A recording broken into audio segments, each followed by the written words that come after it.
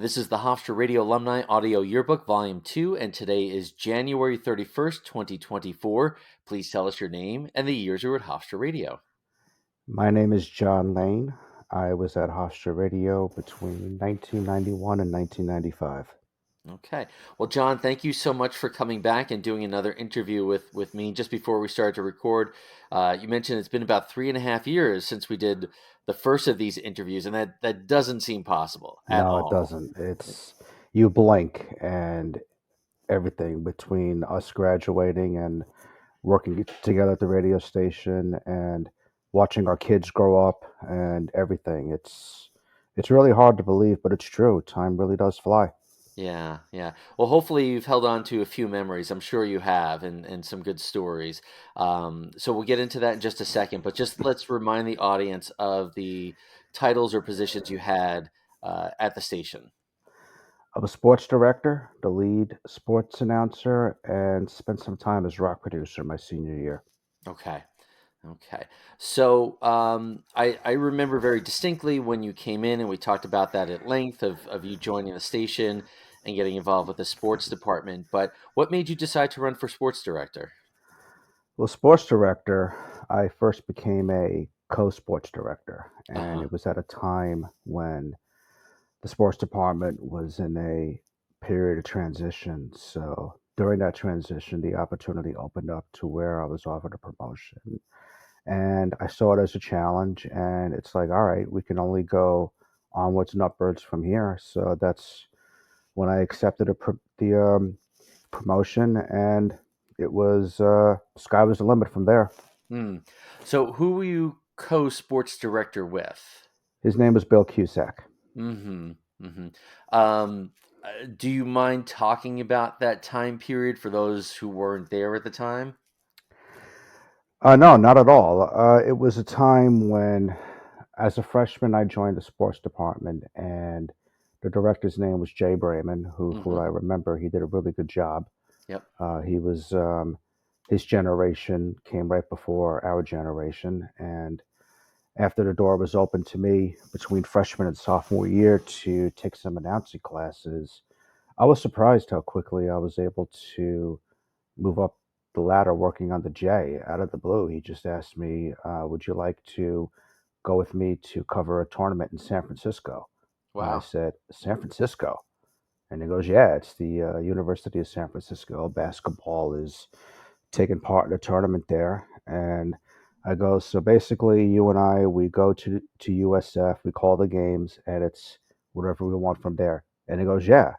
Next thing you know, we're talking about all the touring we were going to do, and I was really surprised. I thought that I had to pay a few more dues, uh, get some more on the job training, work my way into Jay's good grace. I was always in his good graces, but I also know that he had a roster, and all I knew was that I was working my way up the depth chart. But the opening was there, and it developed, and we had a really good time there, and it allowed me to get that on the job training by doing football and basketball with him.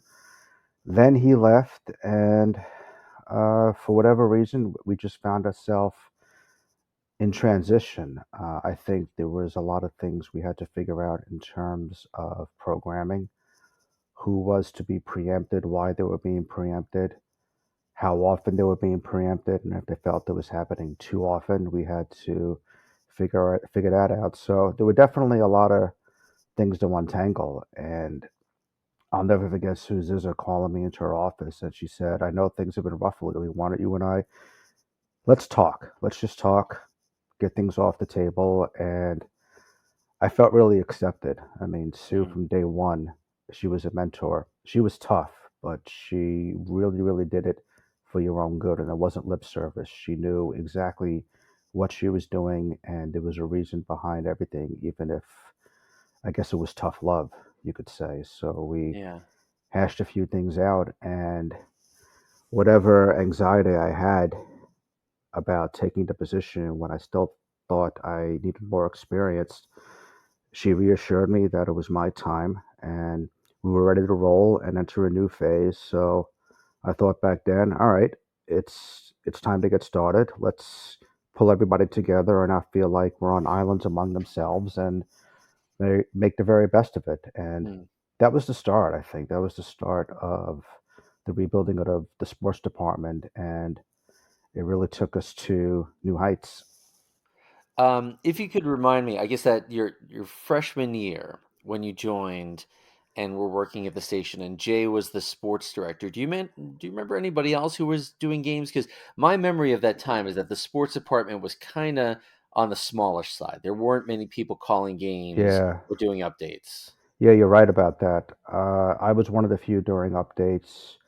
Jay's, he used one or two analysts. One was somebody by the name of Henry Johnson, Mm-hmm. and the other one, his name was Bob Aguano. I think Yeah. those are the only two I remember. Somehow Jay was able to keep things together, and he took me under his wing, and we worked very well together. We had a good time together on the road. I was always busting chops because Mm-hmm.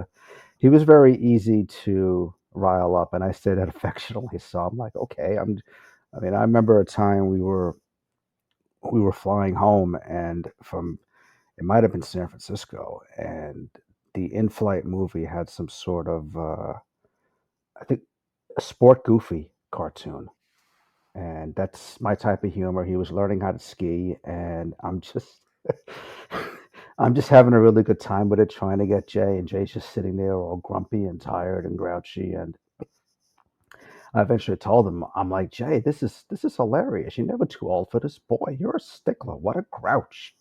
So he looks at me with a smirk slash smile and says, I happen to find Warner Brother cartoons very amusing. So I said, well, this happens to be amusing as well. And that was the end of that. And just like he was an easy guy to bust chops. I know that I was an easy target in terms of getting my chops busted. But I learned a long time ago that if you belong to a really solid core group, they're not laughing at you; they're laughing with you. That's Yeah. how I felt about Jay because I eventually got him to laugh. And as I got to know you and the rest of the group at the radio station, I realized that everything is the education is there for a reason. The road is hard, but there are reasons behind it. But we also remembered that we were college kids, and at the end of the day, job was well done. It's okay to poke fun at one another. We laugh it off, and then we would go to Croxley Ales, I think, in Franklin Square, and that's where we Oh really wow. blew up some steam. Yeah, I did. On a side note, that's the first you introduced me to Watney's Cream Stout that night. Wow.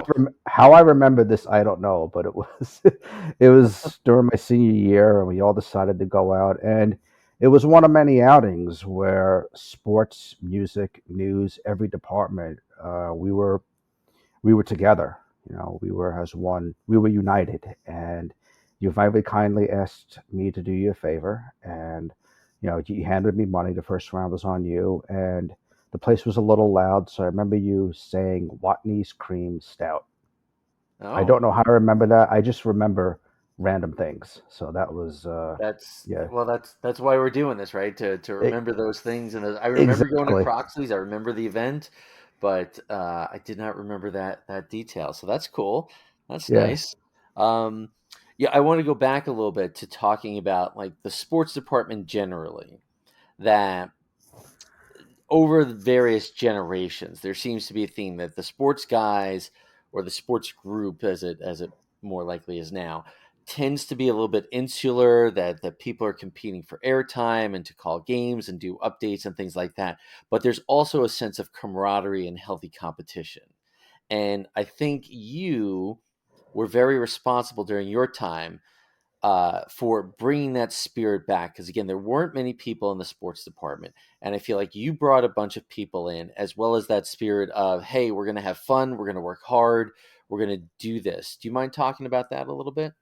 No, not at all. That was one of my first goals because I do remember shortly after taking the position, we held a recruiting fair, and it was an opportunity for students new to campus to inquire. And I just remember having an influx of people, Hmm. and my first goal was to welcome them and give them an opportunity by any means necessary. Of course, they had to go through some requirements to first get into the radio station, whether it was your announcing classes or time on what was that multi-track? Was it called? Well, you had to do your engineering training, Yes, the and you engineering had to do training, the right? tracking and things like that, and learn how to work the board and do the remotes. Yep. Yeah, all of that. I mean, that was part of the curriculum. It had to be done, and it was really necessary because you had to start learning how to do it. So I always had an open door policy to where I encouraged those to have fun, understand that they were calling a game. At the same time, there were standards that we had to put in place. It wasn't just me because I was consulting yourself, Sue Zizza, Christy Jasberg, Will Shelley, Hmm. a lot of people who I considered mentors. I just, it's funny, just backtracking a little bit. When I told you about the promotion, I said, Brian, I can't do this alone. I know that we have to rebuild it a little bit. And you and Christy Jasberg did the same. You reassured me, saying, "Hey, we're all on the same team. Let's go to work. Let's make it understood that these different departments, they're not on separate islands. Right.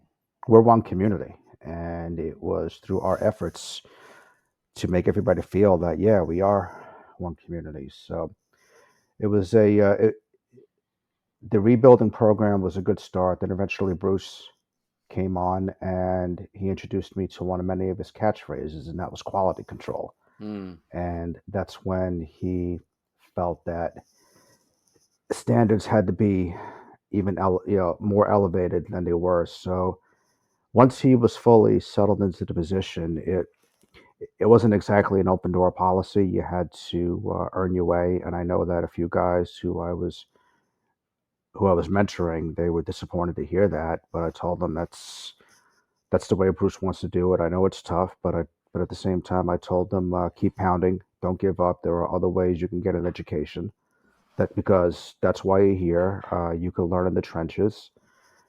I felt bad for those guys because Bruce, for example, he wanted one team doing all the football games, and he Mm. chose myself and John DeCepolo because he knew that we were an established partnership, and he explained that he had to answer to the Pride Club and the board of trustees because more money was and resources were being pumped into the station than ever before. So Bruce thought he had to elevate the standards, and when it came to football, he wanted that consistency. So he tabbed John and I as the lead team. That still didn't stop me from teaching.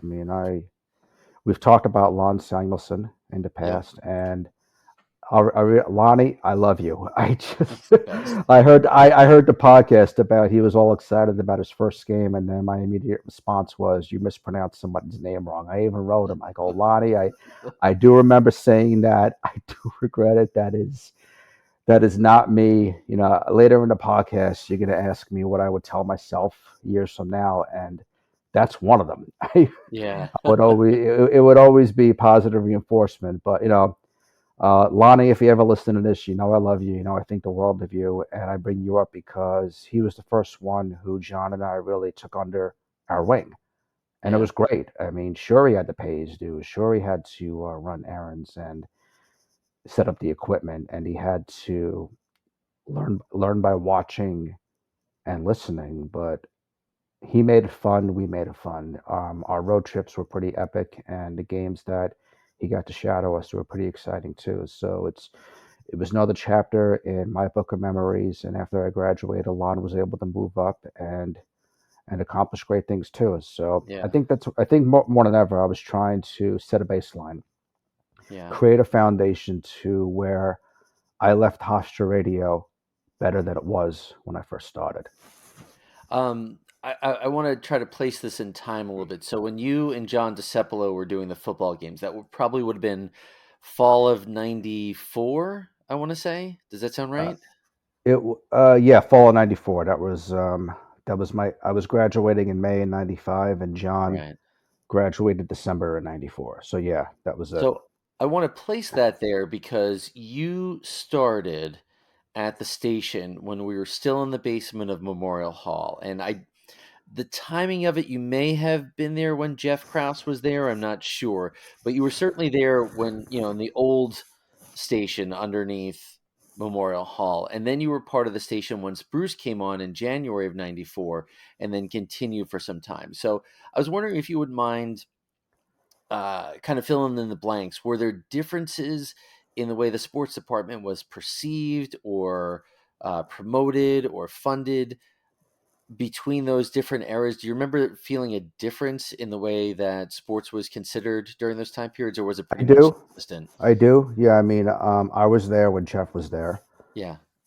my freshman year, and their perspectives are different because here's me, an incoming freshman, just trying to get my foot in the door, and I was able to tell right away that Jeff ran a very tight professional ship. I mean, he was regarded as a great mentor. My experiences with him were really brief because again, I was new to the party, but the brief conversations I had with him, he was tough, yet he was very fair, Hmm. and he was right too. So by the time Bruce came over, that's when I was established as an upperclassman, and that's the only reason why I thought things were a little different because I was just in a different place at the time. Here I was trying to work my way into an environment, and I'm like, wow, I have a lot of doors to unlock. Hmm.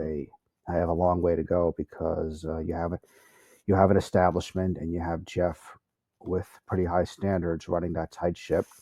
And by the time I was able to work my way in, we were in transition because Jeff had sadly passed away, Right. and Sue was the acting general manager.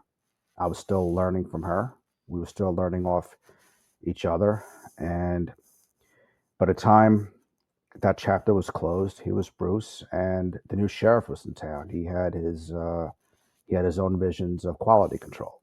Hmm. So, but at that time, not only did I feel established and more comfortable as an upperclassman, Bruce and I seemed to hit it off right away. He was very open to my ideas, and it was his idea to push me a little. I mean, I thought I was ambitious, but I also thought that I was held back by whatever standards was in place.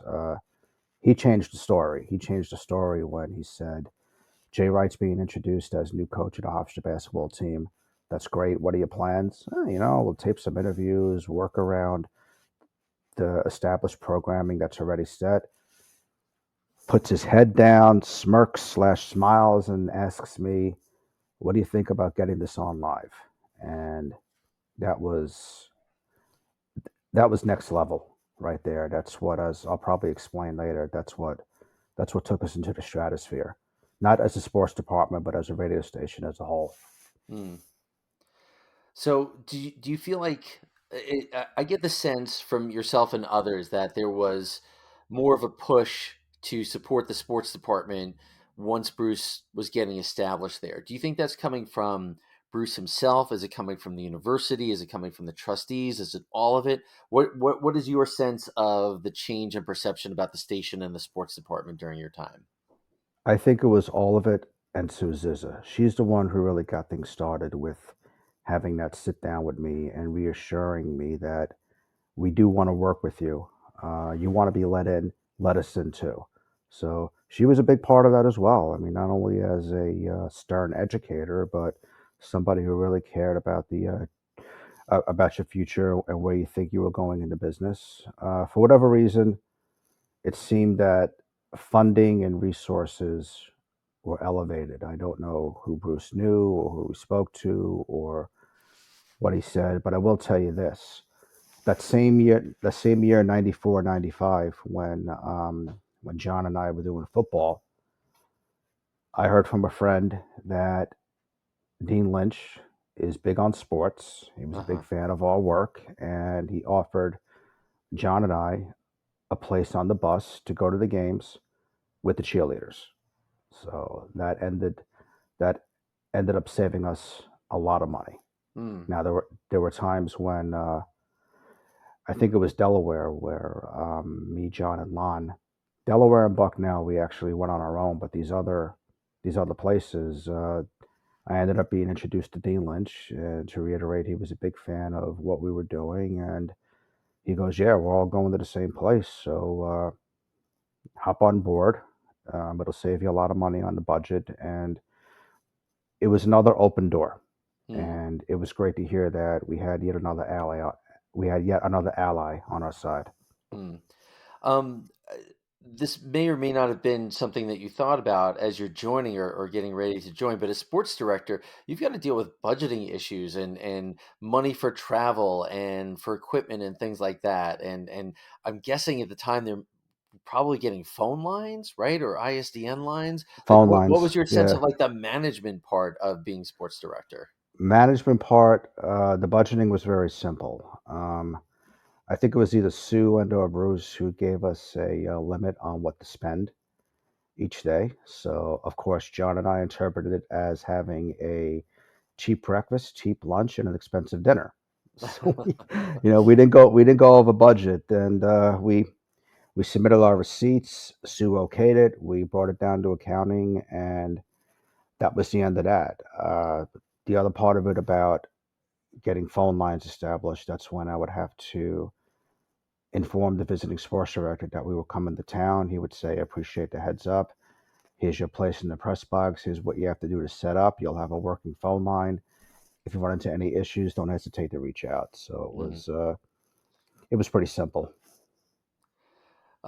Thank you for sharing that. Yeah, it's interesting to hear what the technical and logistical aspects Oh of being a God, sports yeah. director are. So I that, mean, that's a sigh yeah, of exasperation there.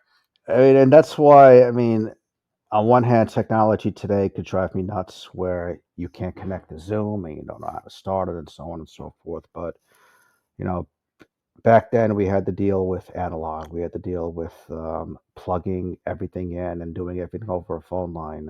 It reminds me of a time when John and I were preparing for a football game at the University of Rhode Island, and we used this archaic piece of equipment called the Getner.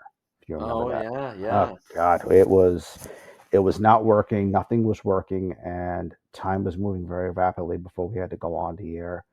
We eventually had no other choice, and everybody back at home base knew this, because But my thing back then was get the game on the air first and answer questions later. Hmm. We literally did the whole game speaking into two separate telephones, Wow. just having that handset on you. And it wasn't a rotary, it was one of those things where you would push the buttons. Yeah, it's just for whatever reasons, the equipment was not working, so we had to improvise. Yeah. And it was more on the job training. I mean, when things stop working, I mean, we're on Rhode Island, we're on our own. We had to figure it out. And I don't know what the end result was with the phone bill, but all I could think of was get the game on the air. I'll Yeah. answer anything you want when I'm back. But there were expectations that the game was going on live. We had an audience waiting for it, and that's what we had to do by any means necessary. Hmm. Um, we talked a lot about your experience with the sports department, but I don't want to give the impression that you were a one trick pony or only had one thing that you did. You were involved in a lot, and you mentioned being rock producer. Do you mind Sure. talking about how did you get into that position? What brought that about? I've always been a fan of music. To this day, I'm into music history. I got my list of favorite bands, and I've read my share of books. And I mean, to this day, I'm always sharing stories about Led Zeppelin and Queen, Mm, based on whatever documentaries I've seen or whatever books I read. Yeah, that was it. I did not want to leave. I did not want to graduate with that perception that I was a one trick pony. yeah. I wanted to show that I was versatile, and I just wanted to try it. I'm like, okay, if I don't at least. Now I have to admit, as a rock producer, there were a few bumps in the road, but that's life, that's career. You had to learn from your mistakes. But at that time, I wanted to expand my experience and do different things. And by the time that diploma was in my hand, I wanted to know that I tried as many new things as I could and make the most of the experience. What year were you rock producer? Was that your junior year? Senior, Senior senior, year? yeah, Huh. Okay. I'm just trying to place it in time because there right. was a time you were engineering for the Dead Zone. That's right. Yeah, Bill Kaplan, Scott Bang. I Yeah. That was a blast. Yeah, they were very cool to not only get me involved, but to allow me to jump on the air with them from time to time. They gave me a segment where I would run down the music news of the day or the Uh-huh. week, Okay. and then but for the most part, I would sit back and listen to Live Dead and um, do a service to a show that was immensely popular. It was Now, great. I mean, now, yeah, it was. again, talking about the technical aspects of things, those guys would set up in the multi-track studio, right, and play. I think generally DAT tapes. Usually, I think Yeah, maybe yeah, sometimes cassettes, but they would run the board there and then patch into the master control studio, and then you ran the on-air signal. Is that right? correct. I was the engineer. And I know at some point the schedule expanded and those feature shows, whether it was 10 at 10 or Whiplash or The Dead Zone, they went to 2 hours. Were you doing the 2 hour segment when it was, I I want believe. to Oh, say like yeah, 9 to 11? yeah. I believe I was. Yep. Now between just you and me, and no one else has to know, did you like the Grateful Dead or were you just Yes, I doing it for did. fun?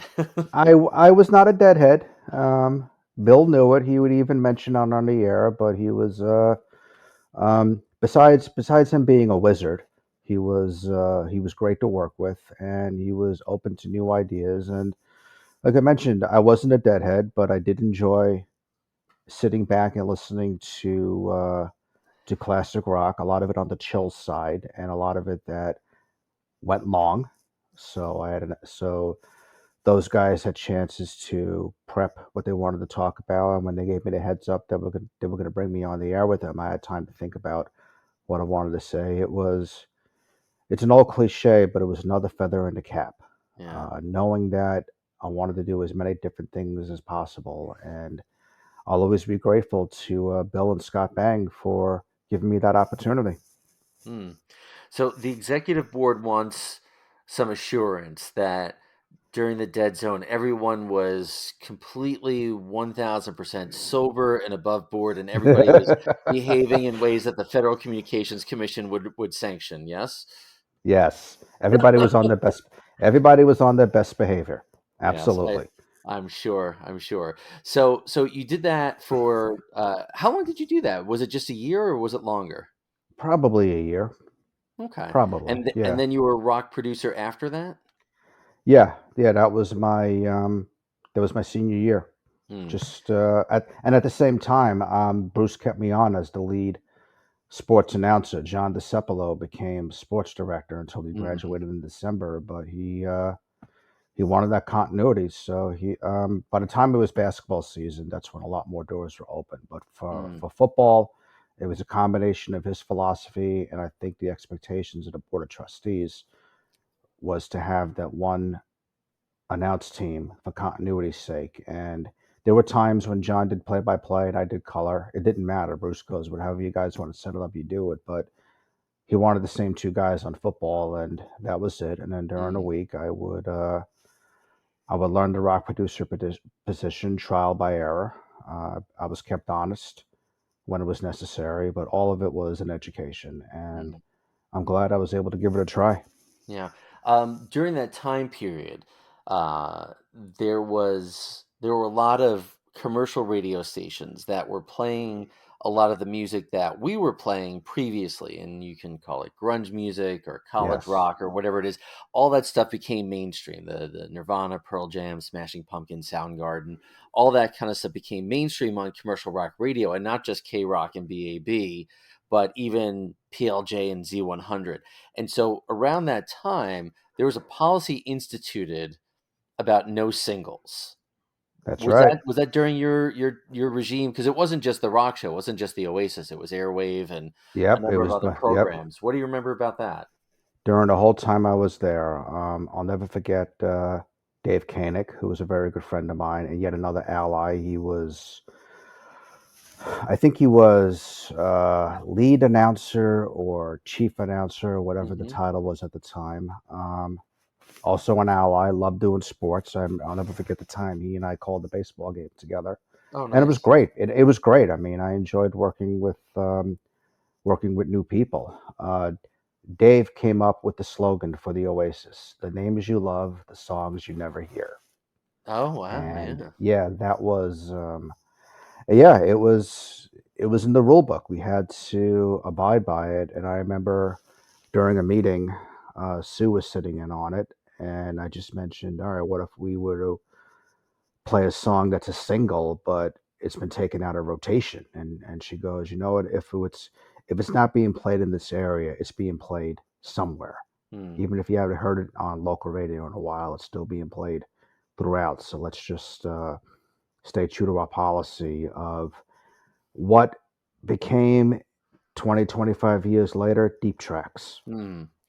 Yeah, I think we were just very conscious of not replicating the things that were Yep. on commercial radio. And I have a very specific memory, and I don't know if you remember this, but I was doing the Oasis. I was trying to place it in time, and I couldn't figure out where it was, but I was doing an Oasis shift, and I had some sort of theme going on. I wish I remember what I played before and after because it made sense. But I played Crosstown Traffic Yep. by Jimi Yep. Okay. Hendrix, but it Yep. was off of a rarities CD that had come in, and I can't remember the name of that. But I remember you called and you're like, you're not supposed to play singles, and I was like, come on, man. I did that. I did. You see, Yeah. you, you just got right back at me with that random memory where you didn't remember Watney's Cream Stout. I don't remember making that phone call to you Yeah. and lambasting you about being crossed down traffic. But That's I think older I me think would tell younger me, don't do that. Yeah. it Yeah. was a gentle but polite No, reminder, but firm. Hey, we're not supposed to play singles. And I think my wise ass response was, well, it was never a top 40 hit. But I knew what you meant, and you knew what you meant, and I yeah. think it made sense technically. But we were in the middle of a big radio revolution at the time. So you were front row on rebuilding the sports department, working at the Rock and Roll Oasis and producing that, and the Dead Zone at a time when we had quite a following for all of those shows. I'm wondering, while you're doing all this and thinking about all this, I should say, as you're thinking back about that time, is there a story that you always tell about your time at Hofstra Radio? I probably told you this the first time, but the Jay Wright press conference Yeah, on how I'm happy to retell it for anybody yeah, new yeah. Please do. to the podcast. It was my junior year, and it all started with Bruce looking down, looking back up with me, and we were still at Memorial Hall at the time in the basement, and a bunch of us were. I don't remember who else was there. I remember Christy being there, and I'll get to that in a second. But we're sitting on desks, we're sitting on chairs, just making small talk, and out of small talk eventually comes great ideas. So Bruce casually goes to me and he goes, "Yeah, what do you have you thought of any ideas about covering the presser? You know, Jay Wright coming from UNLV, coming with over with a lot of cachet, Butch Van Brennicarf retired and whatnot." So up until then, I remember that everybody was very territorial with their programming. It's like Mm-hmm. Mm-hmm. Classics from Hofstra had to be on from X AM to X PM. Then there was classic jazz and all the other programming that we had. And I remember, especially on weekends, it was tough having to place a phone call to Pat Thompson and Tom Jackson saying that Irish country was being preempted because of the football game. Yeah. So it was at that time I was trying to give sports a greater audience. At the same time, I was respectful to the other programmings. I mean, I was there to push across ideas. I was there to negotiate, not saying, "Hey, you know what? This is a basketball game. Too bad. This needs the air." No, I mean, I knew where I was coming from, and rather than being confrontational, well, I was always open and negotiable to figuring things out. So here I was going to Bruce and admittedly taking the tentative route because he's the new sheriff in town, and I'm trying to stay on his good side and keeping that good first impression going. I told him that, yeah, we'll go down to David S. Mack Hall, tape some interviews, package a few things together, work in the multi-track room, da da da. And so that's when he gave me that smirk slash smile and asked Mm-hmm. me, "What do you think about putting this on live?" So here I am giving all those excuses I just mentioned. So he goes, "All right, wait a minute. What time is the press conference?" I told him. And there's where he calls Christy over and goes, "Christy, can we preempt this programming to get it on?" She was program director. It didn't matter what Classics from Hofstra thought. Christy was authorized to make the executive decision to preempt that piece of programming. Had everybody on the same page, and all of a sudden we had a plan to go on live, and Bruce has a big smile on his face and starts laughing, and then he pounds the desk, telling me, "You've got to start thinking live." And on one hand, it was a lesson learned, but on the other hand, I was like, doors wide open. How can we make the most of this? How can we turn this in not just a general press conference, but an event while Mm. getting everybody involved?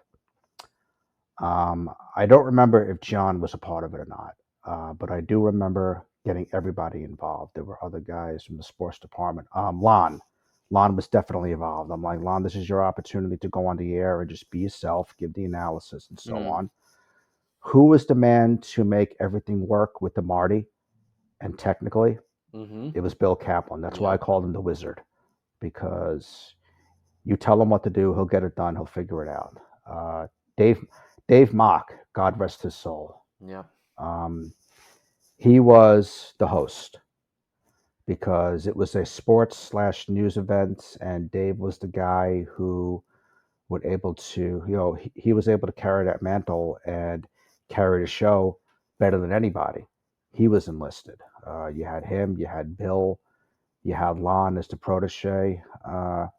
Even Jerry Beach, an old friend of mine from the Chronicle, who was there Oh yeah. covering it. Yeah. Yeah, he was. I mean, it was a red letter day because we were covering major news. We did all the interviews we wanted to do, and it wasn't just the sports department. It was sports, news, uh, Bill's deal, anybody else who had a hand in it. It was the greatest example of teamwork, and it was Yeah. something that not only we talked about the impact of hiring Jay Wright and his cachet to Hofstra, what it meant for the basketball program, but I remember toward the end of it, Bill Kaplan joined us on the air because Bruce gave us all the time we needed, so we ended up having a brief roundtable hosted and organized by Dave Mock, Mm. and Bill came on the air and he admitted, like me and my limited knowledge of Grateful Dead, Bill, with his limited knowledge of sports,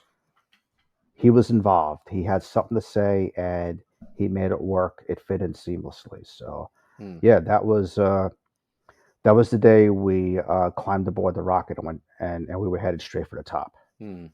There's a number of people who worked not only at WRHU but in the sports department and at HTV prior to our time who said, "Oh, I wish we could have done stuff like that," or when there were presidential conferences, or filming plays, or being doing these live events, and it just wasn't possible, whether it was technically or the university didn't want us to do it or spend the money. But there was a real shift there, and I'm really glad that you shared that, because I think on after that time there was much more flexibility and cooperation between the university and the radio station, and that what was then the communications department. So Yeah, yeah, that's really neat to hear.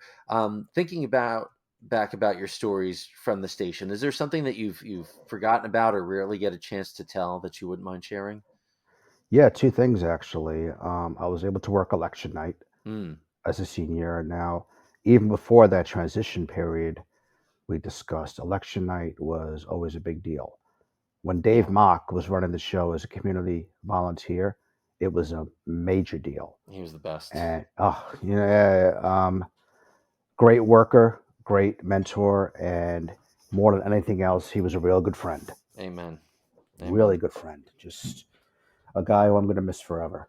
Yeah. Um, but yeah, getting back to election night, that was Dave's deal, and the door was open to where, okay, let me get this off my bucket list. I go, Dave, count me in. What can I do? My first thought was that he was going to put John DeCepolo and I together, kind of putting the sports guys into a different environment. He goes, you know what? You and John have camaraderie. I get it, but I do want to switch it up a little bit. I go, I'll work with anybody. Who do you want to pair me with? He paired me with Don Dressler, Uh-huh.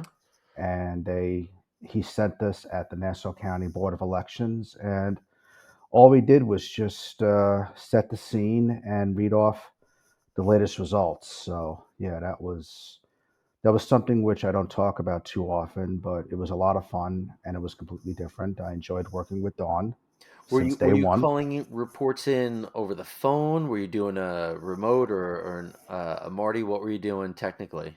Might have been over the phone. Remember, Yeah. I just remember Dawn and I sitting in the center of everything. We had our own little space, and then Dave would coordinate the coverage from the studio. He would go to Republican headquarters, then Democrat headquarters, and eventually the Board of Elections. And we all had the same objective: Mm, talk about the vibe, and most importantly, the election results. I didn't know anything about politics, but with Dave's guidance and a crash course, he just told me this is all you have to do: stick to the basic facts and do your thing.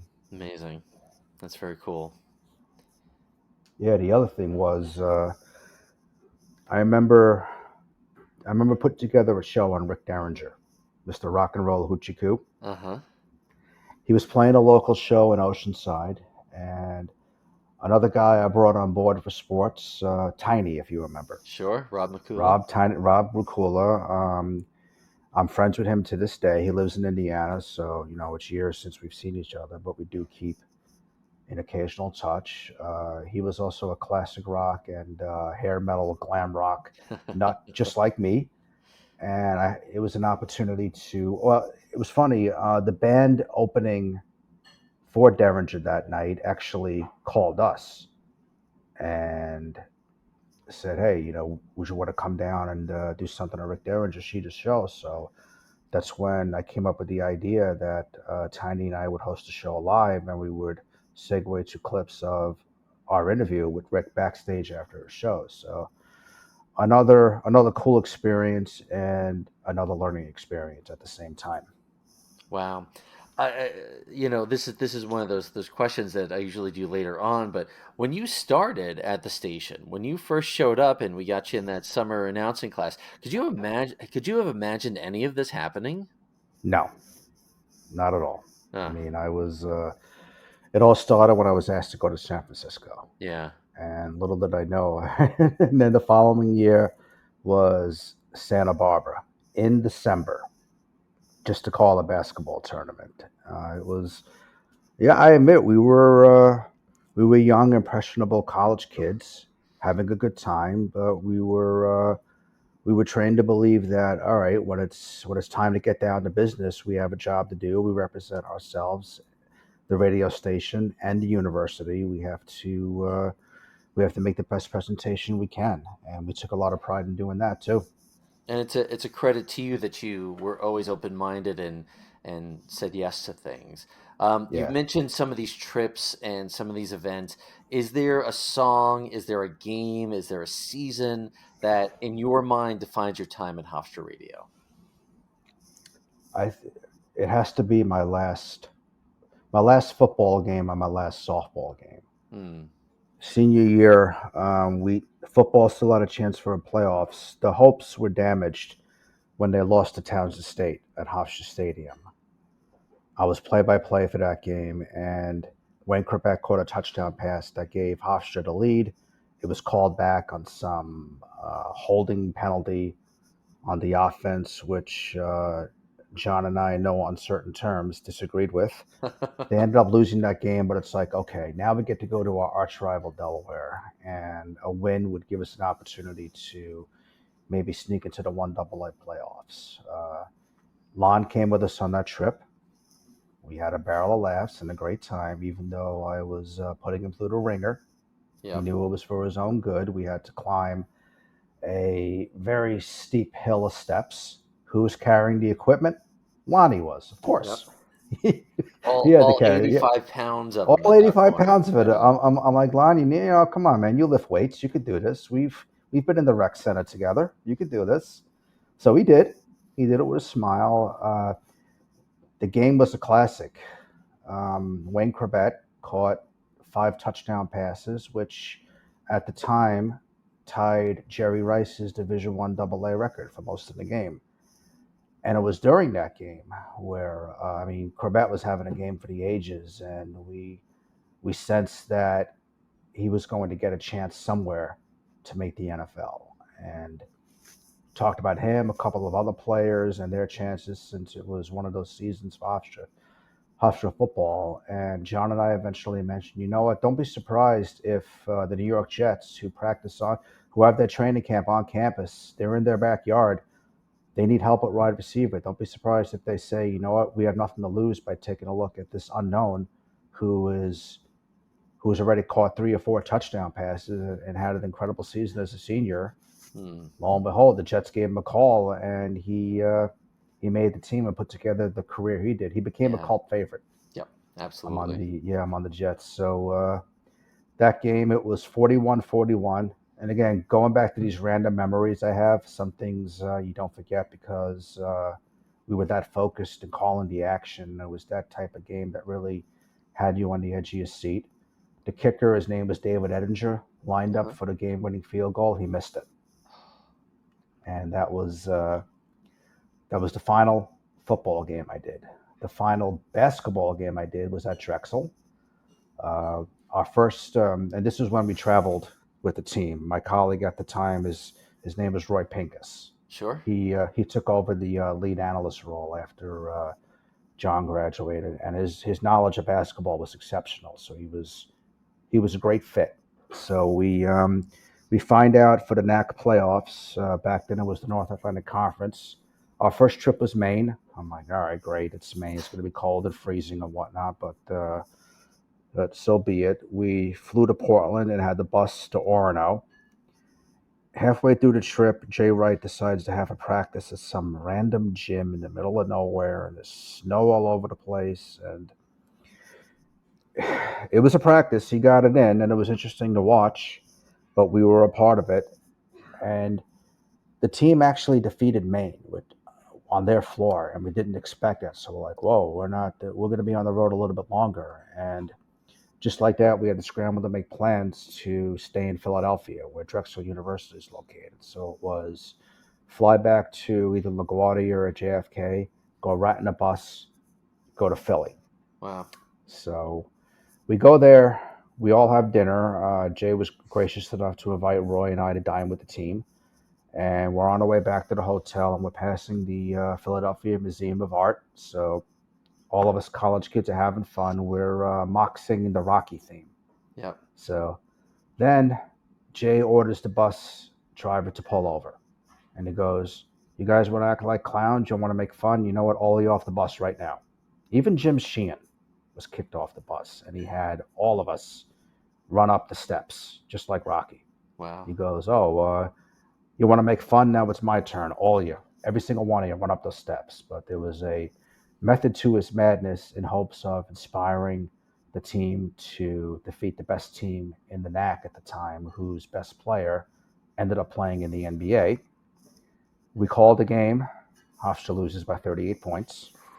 It was, they really did a number on them. But again, an experience like that to end up the basketball portion of my broadcasting career, that was cool. And softball became my beat, and I enjoyed it. The team was good. They were nationally ranked. The coach and I got along really well. The final game I did, Hofstra won on a walk-off. Wow. And Tiny was he was my color guy, and we invited the young lady on to talk about hitting the game-winning home run. And just like that, it was over. Once I was down from a high, I was like, oh man, there was really no telling if I was ever going to be on the air ever again. Yeah. So that was it was bittersweet. Those are some great moments and some great stories, and what a career and what a time you had there. Is there is there any one thing in your mind that stands out as your biggest accomplishment or proudest moment? Just helping rebuild the sports department and not going out of the loan. Hmm. Bottom line, there was that JRI press conference and all the things that I was able to accomplish, learning from mistakes, which it made me feel like crap at the time, Yeah. but it was for the greater good. I mean, there was a time even you got mad at me. I was playing an interview with the Hofstra basketball coach, and the audio quality wasn't the best. It Oh. passed my test. It did not pass yours. You storm into the studio and you asked me very gruffly, "What is this?" And all I could do was just dump it. But hey, I mean, you're the station manager. You made the call, and all I could think of at the time was, all right, lesson learned. No, I mean, the next day it was forgotten about. You move on. You Yeah. move on. You beat yourself up at the time for making a mistake, but as you think back, you embrace those mistakes because you learn it. And believe me, I did not make the same mistake twice. Hmm.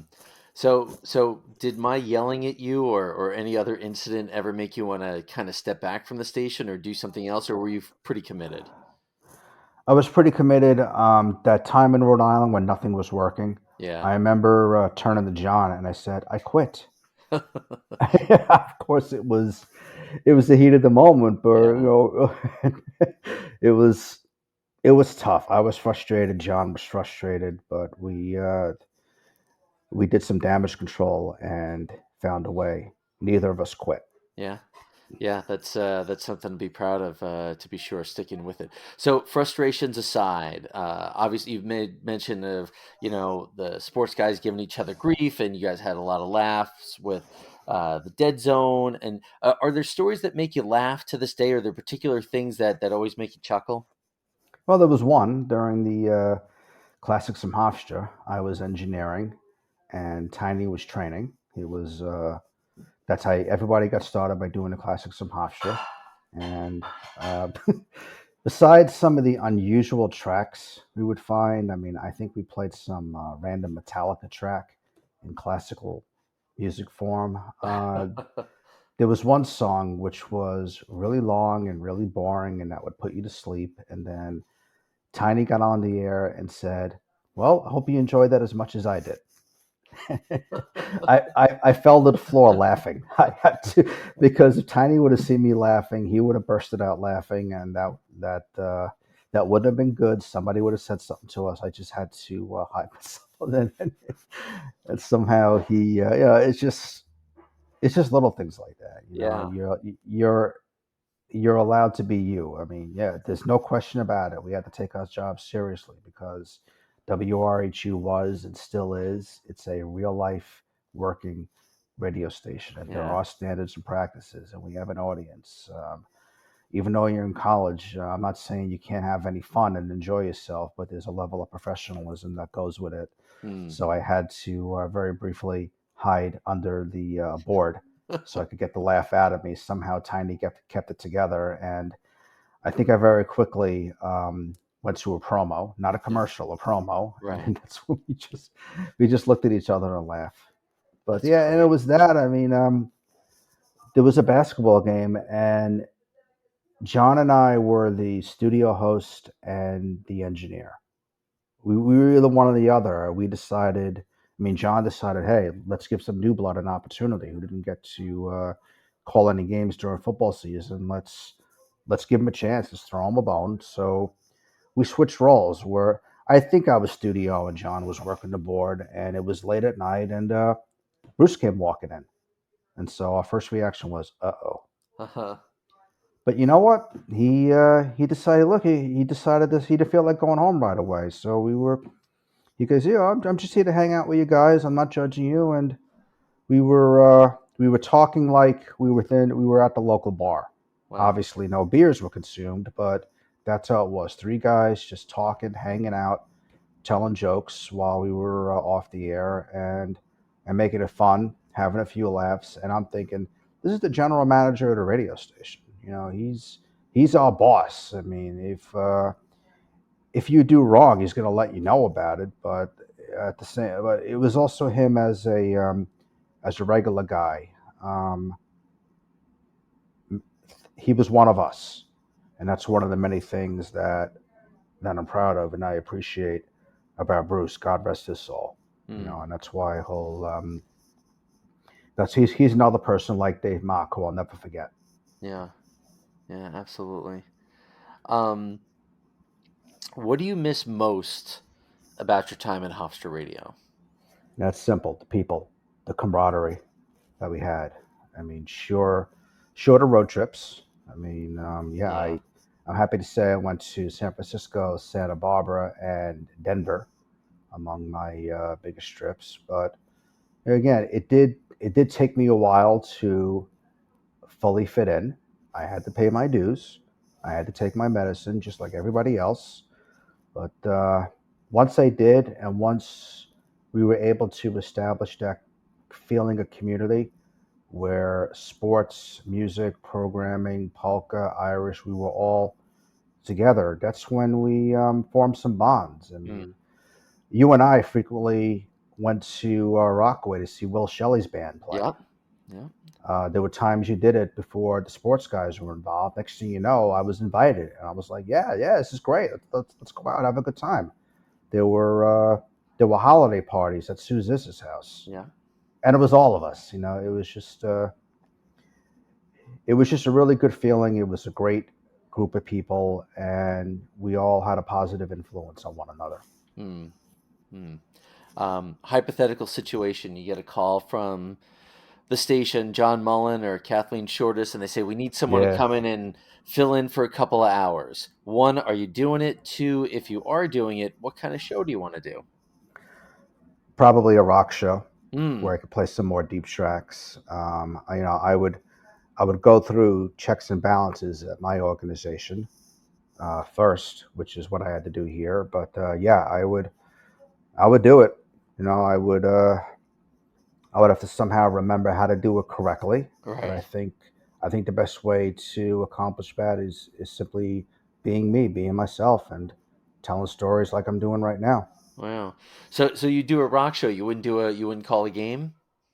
Oh, I call a game. Yeah, I mean, I when you mentioned fill-in show, I thought it was maybe somebody going into the studio or I, whatnot. But I'm yeah, I would call a game in a heartbeat. I would somehow remember my announcing style and add some experience to yeah. it as well. And of course, have a lot of fun. I mean, I haven't been on the air since college, but I've listened to and I've enjoyed my fair share of play-by-play announcers in all sports. So I would take some lessons learned from them and turn it into my own style. Okay. Along those lines of things learned as a wizened old man now that you Older, are that we are. Brian, older. We're Yeah. never old. I don't know. Sometimes I feel it. Older.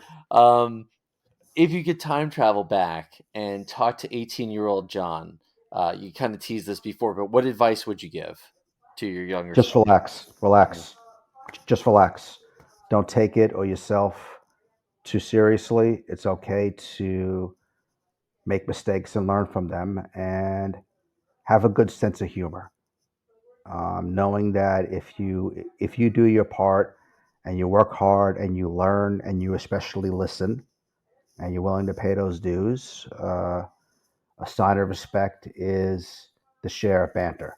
Somebody's going to make a joke at your expense, or so on and so forth.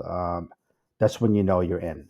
So have that sense of humor because I'm somebody who likes to bust chops too. But it just adds to the camaraderie, and when you feel good, you're going to perform good and do good work. Hmm. Hmm. So obviously, as we alluded to, it's been a minute since we were at Hofstra Radio together. What were the things that you brought from the radio station into your adult life and your professional life? Storytelling, just knowing that before if an assignment is put in front of you, you have to prepare for it. Do your homework, do your background checks, be ready to improvise.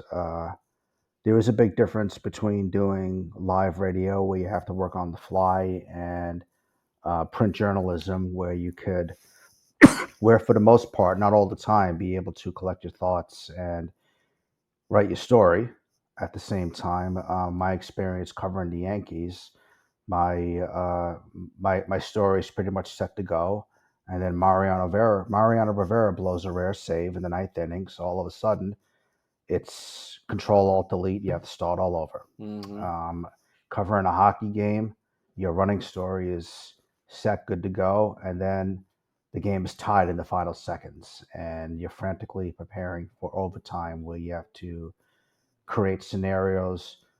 Team wins in overtime, team wins in a shootout, and then you have to do it for the other teams. So just those, the ability to improvise and think fast, it it comes in handy, and more than anything, preparation and just telling stories, Mm. telling stories to either be a smart aleck and try to be funny, or somehow give a hidden meaning, because the new generation who I met at Bruce's wake, I found myself telling a lot of stories. I reiterated to the new generation who I was. I said that I never shut up, so please forgive me. But I was able to reach one person, which was it was really gratifying. It was really fulfilling that Mm. my experiences, even though I was going on and on and on and on, it resonated with one or two people, and those people are, they're Hofstra graduates, and they're excelling today, and it's nice to see. Mm. Well, John, I've loved these stories. I've loved catching up on old times and remembering things and being reminded of things that I had completely forgotten about. But Well, you uh, too. I mean, you, me calling you up and politely admonishing you. I'm like, oh God, that's yeah. I've been seething for 30 years about it, John. I've been And upset the whole yeah, time. I know. Now you get, well, it's payback time. You got No, this has been fun, and you were right. You were correct. That was the policy, and I I I was know. I was trying to. That's the thing. You think, oh, I can get away with it. Nobody's listening, and there's always somebody listening. There's always someone out there with an ear, and that's why we have the high standards and the professionalism that we did. But John, this Yeah, was this we. was amazing. I'm so happy to have this conversation. Thank you. No, it's my pleasure. Thank you.